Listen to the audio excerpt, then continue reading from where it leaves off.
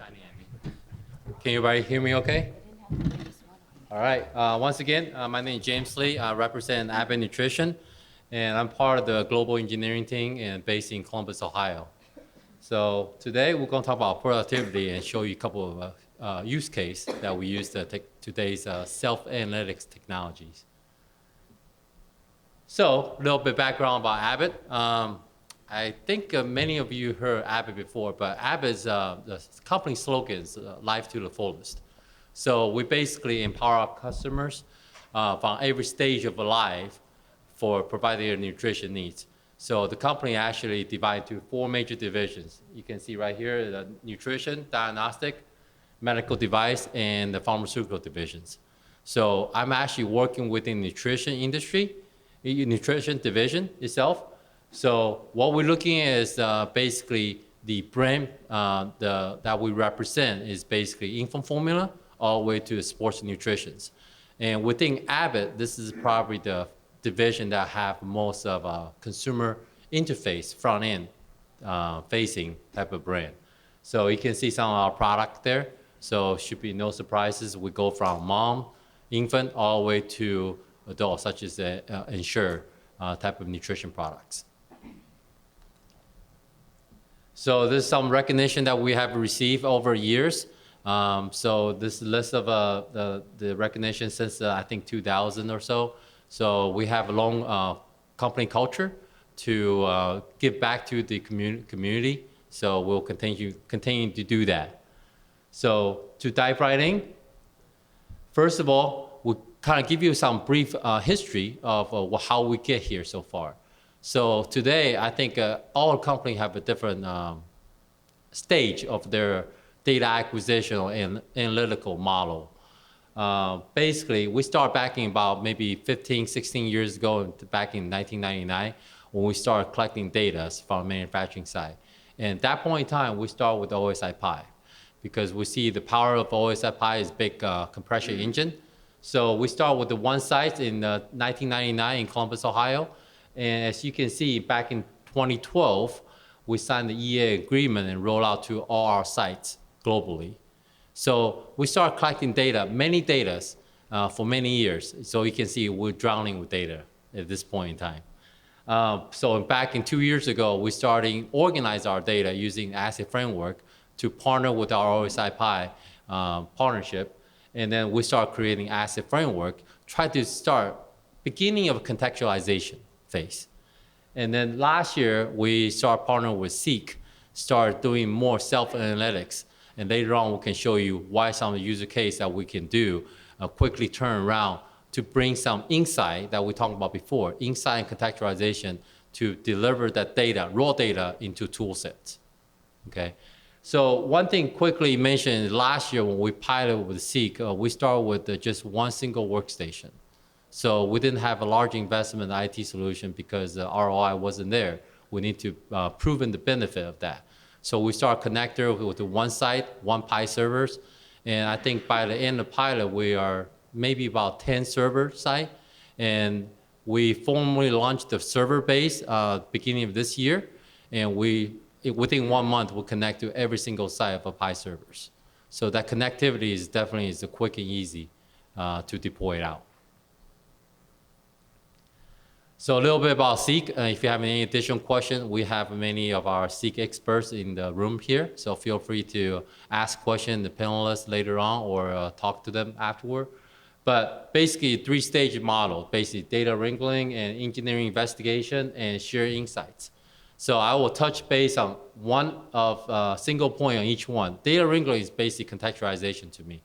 So to me, what we pick Seek is their capsule strategy. Basically, wrap around the raw data with a capsule set.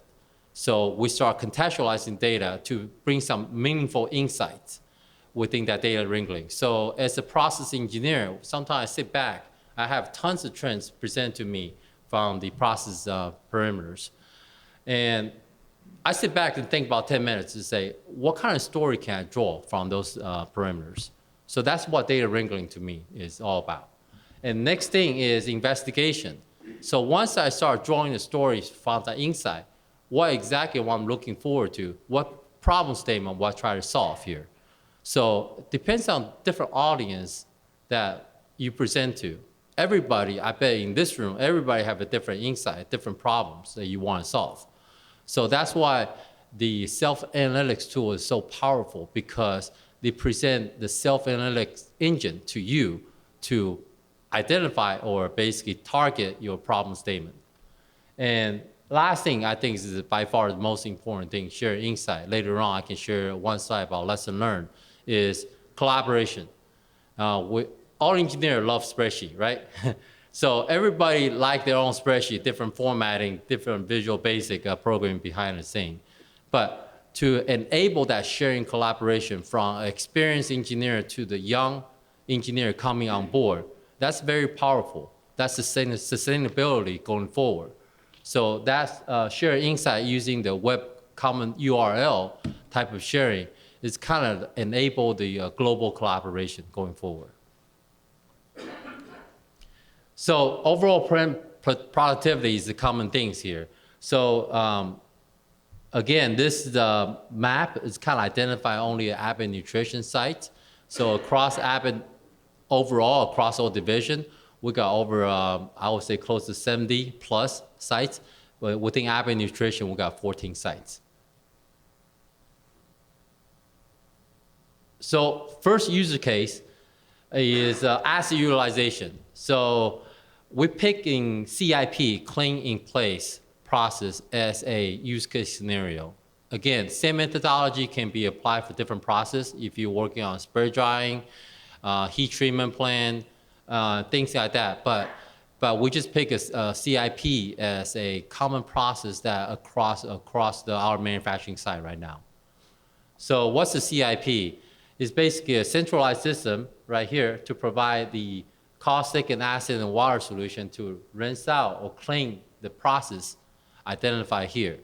So from each loop, we call it circuits. So one CIP system can provide CIP needs for multiple process units. So basically that's why I try to identify. So this is a little bit background on the process itself. So what we try to do is, first of all, create a model from the data. So typically what you're seeing is a whole bunch of raw data, like what I said before. As process engineer, I like to see trends. But those trends, they have to tell you some stories. But I want to draw out the most important things that's meaningful to me. So what I do is I create a capsule for different circuits so you can identify the blue dots on top. Also across the time period, so in this case it's two months, and the viewpoint is within about 10 days or so. You can see the dots quickly identify across the timeline to see what circuits is running. So what process I want to focus in. So quickly, instead of using the spreadsheet to copy and paste or look at the step sequence charts and things like that, I can quickly identify the time span that I want to look at focusing. So next thing is I can nest all the capsule, the detail I want to do. So first of all, I would do the circuit like I talked about before, and I break down the phases. Phases such as acid wash, caustic wash, and final rinse, things like that. So you can see the step. Typically, control engineer love to see the steps. But does that step meaningful to anybody if I share with one of you guys? Those steps is only specific for that equipment. And sometimes you cannot share that across the site either. So I create a phase capsule that's meaningful, such as acid, caustic, and things like that, so I can start comparison one by one. So next thing is, I break it down into this phases. So basically I cut back. So let me go back one thing. This is the calendar view. So basically the calendar time. And then I break it down into a chain view. Is basically eliminate the time that I'm not interested in. So focus on the time that I watch that specific circuit and also specific phases that I want interested in. So you can see, start seeing the trend. So identification of stat number, so in duration time. So quickly I can see, hey, this one's run a little bit extra longer. So I can focus on that. Say, why is this one in this step running extra longer? So Right now, my engineering mindset is I'm starting doing root cause analysis, right? So using a tool, instead of looking at the raw data, I can quickly identify the patterns that we need to see. And at the same time, on the right-hand side here, as I create a capsule, it automatically calculates duration for me. So I can do some basic statistical analysis on the duration and quickly point out what's the longest duration cost, the cycle that the CIP within the last 3 months or last year, and start pinpointing down which one at what time frame is most important I need to focus in. Deep down one more level, if I see the long duration time, I want to compare why exactly. So I start putting, in this case, it's conductivity sensor. So I can see, compare batch by batch, overlay together on top of each other. So I can quickly identify what potential and time span, and also what the conductivity sensor reading in that point of view. So I can basically talk to operation. Maybe there's an instrumentation failure, maybe the valve leakage, things like that. So I can pinpoint down exactly the root cause. Okay, so quick example is, there's two things coming from here, is operation efficiency. So if we can find out root cause when we fix it, we have consistency duration of a CIP cycle, that will decrease of CIP time. That means we have more time, more capacity to produce sellable product. So that's asset utilization. The second thing is quality aspect of things. So as we identify those conductivity peak right here, that may cause a product contamination. So actually, in this case, this specific instance, we actually see the valve C leakage that caused the spike of the conductivity that eventually caused the quality on whole because the contamination of product. So those are two benefit of looking this type of tool to do root cause analysis.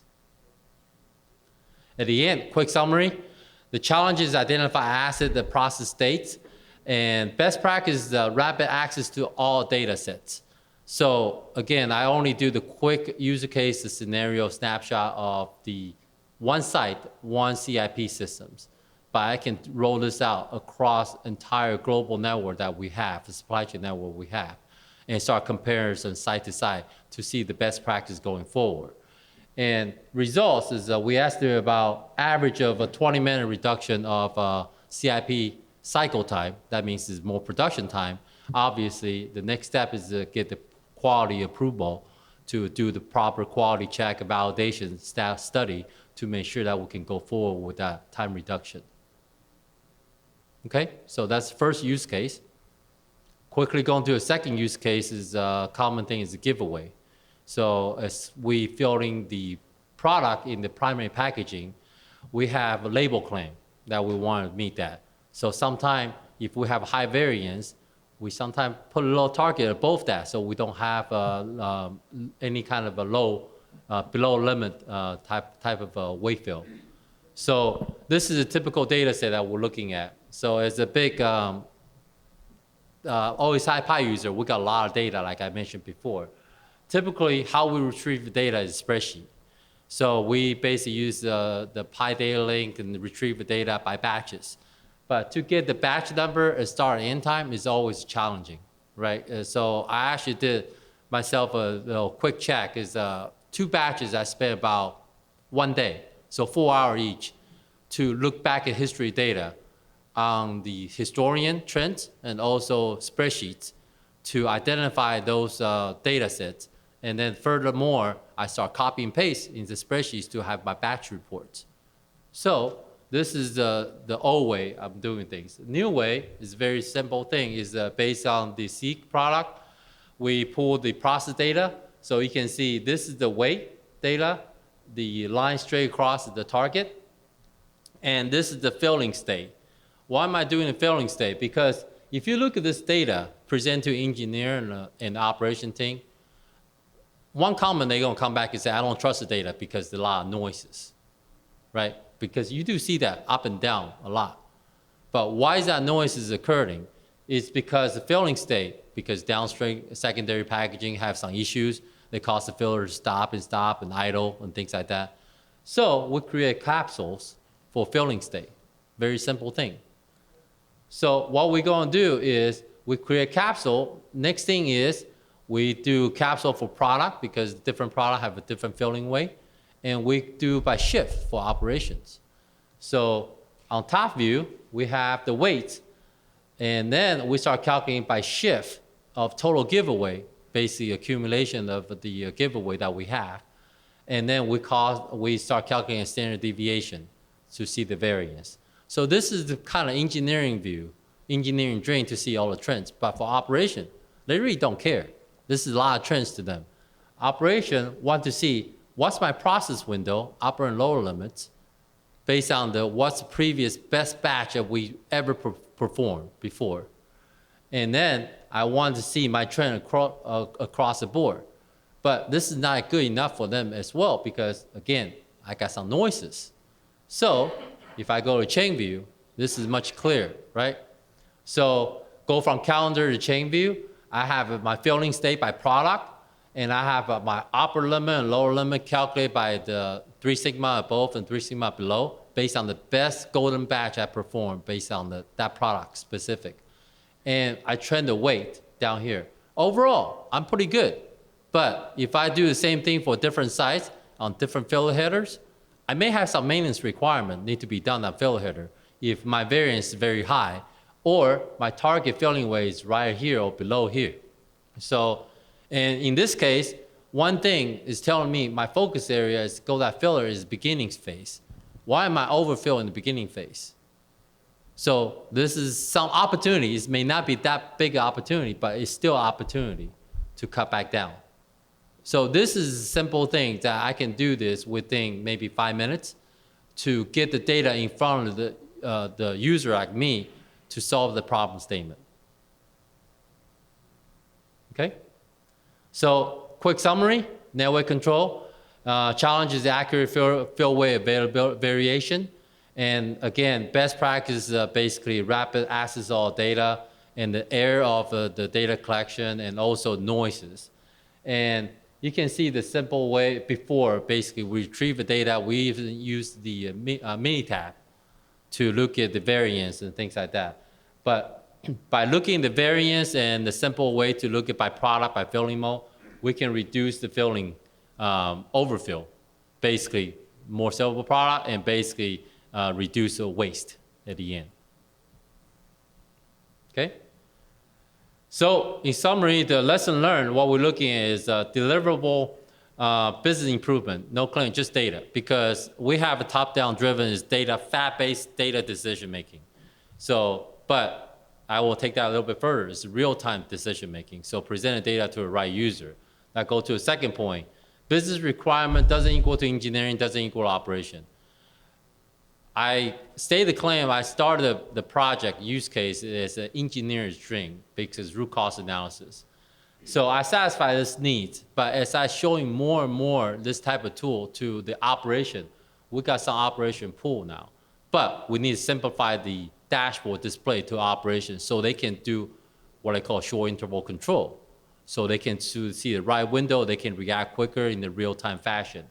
But at the same time, we need to consider our management business requirement. So we have the way to publish that to like a BI tool, Power BI, to present a nice graphic set for over a month, over a week summary. So those requirements are different. So identify your target user is the key thing for user requirement. And a lot of information to data. I'm gonna make a statement, you can disagree with me or not, is we have a lot of sayings of big data.